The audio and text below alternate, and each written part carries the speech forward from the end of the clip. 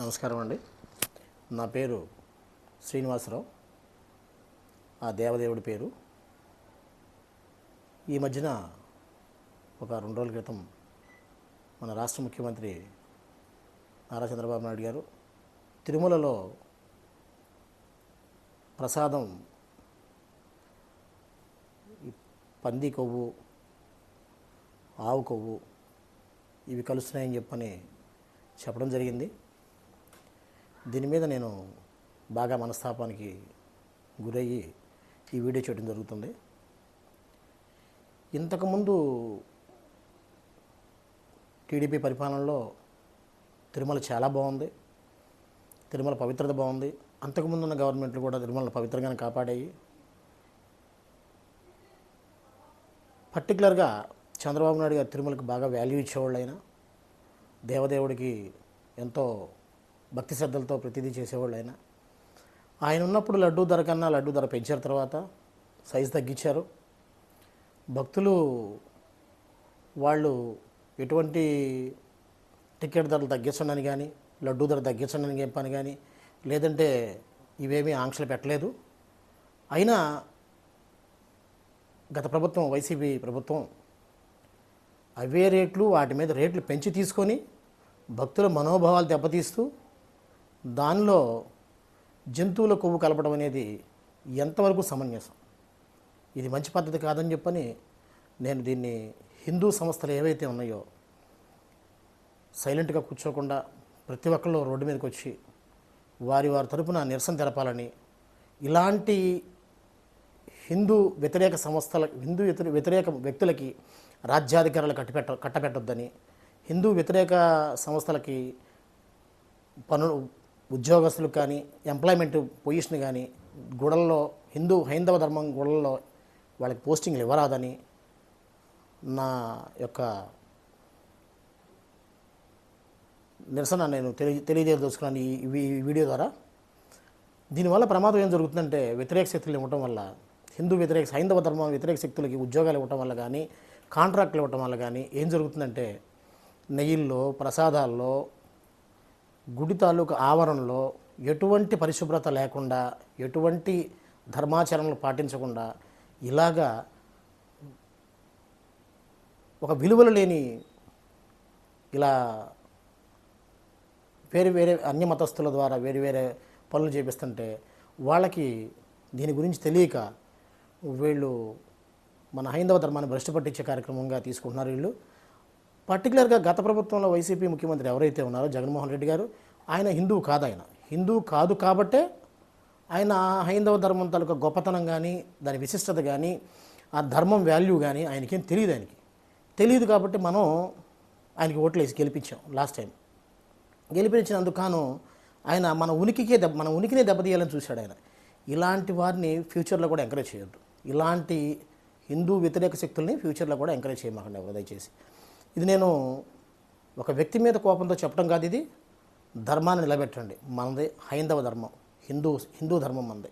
హిందువులం కాబట్టి మనం ఈ ధర్మాన్ని నిలబెట్టండి. మిగతా మతం వాళ్ళని మనం గౌరవిస్తాం. ఇస్లాం మతాన్ని కానీ, క్రిస్టియన్ మతాన్ని కానీ మనం గౌరవిస్తాం. వాళ్ళు మనని గౌరవించరు. అంటే వాళ్ళ దానిలో సర్వే జన సుఖినో భవంతు అని ఎక్కడా లేదు వాళ్ళకి. కేవలం మేము సుఖినో భవంతు.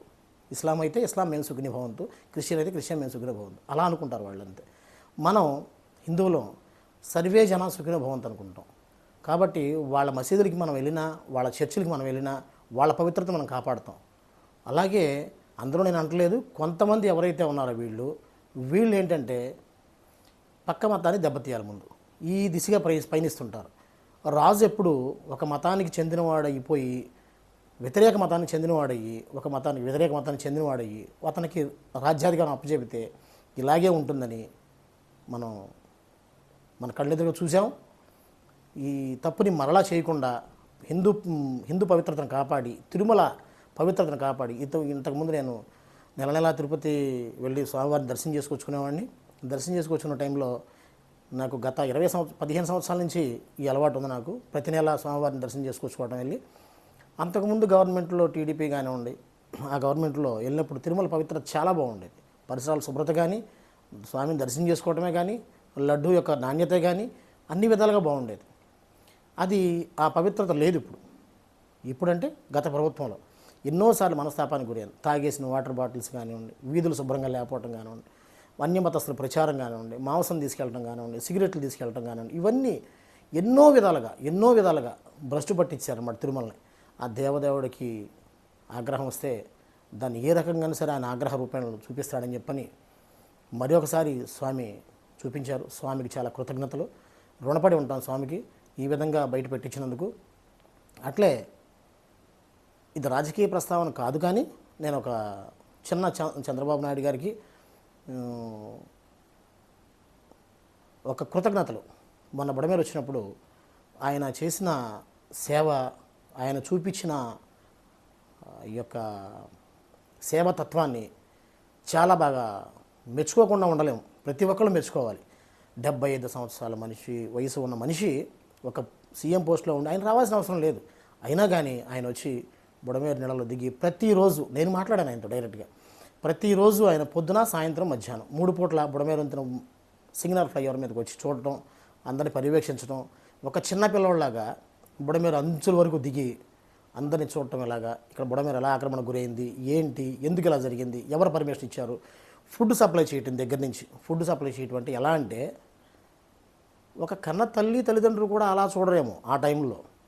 ఎవరి ప్రాణాలు కాపాడుకుని వెళ్ళిపోయే టైంలో పాలు అందినీయా, పులిహార పొట్లాలు అందినీయా, దాన్ని కొంతమంది దాన్ని వక్రీకరించి తీశారు.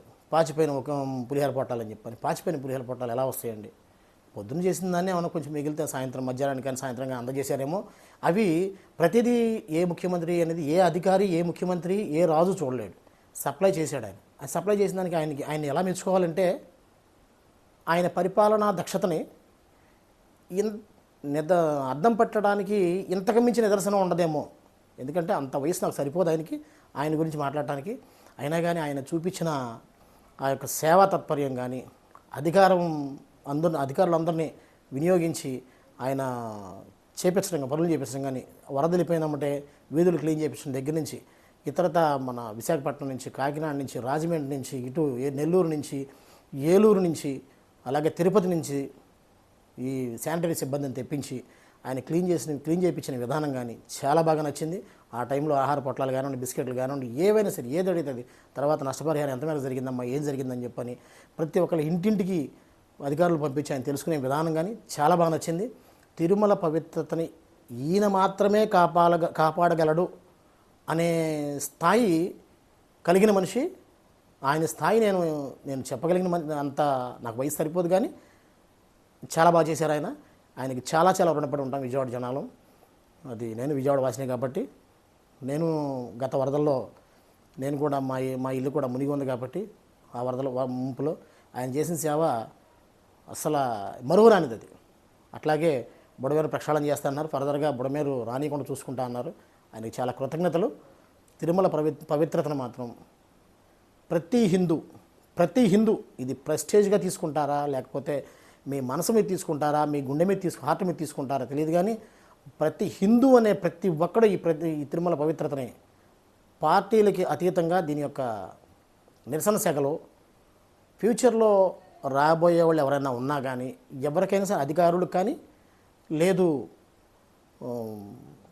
ఉద్యోగస్తులకు కానీ, ఈ నిరసన తిరుమల స్వామివారి పట్ల హైందవ గుడుల పట్ల మనం అన్యాయంగా ప్రవర్తిస్తే హిందువులు ఇలా వ్యతిరేకిస్తారు, మనని మనుగడ లేకుండా చేస్తారని చెప్పని ప్రతి ఉద్యోగి దగ్గర నుంచి అధికారి వరకు తెలియజేయాలని చెప్పని అందరికీ తెలియజేసుకున్నాను. నమస్కారం.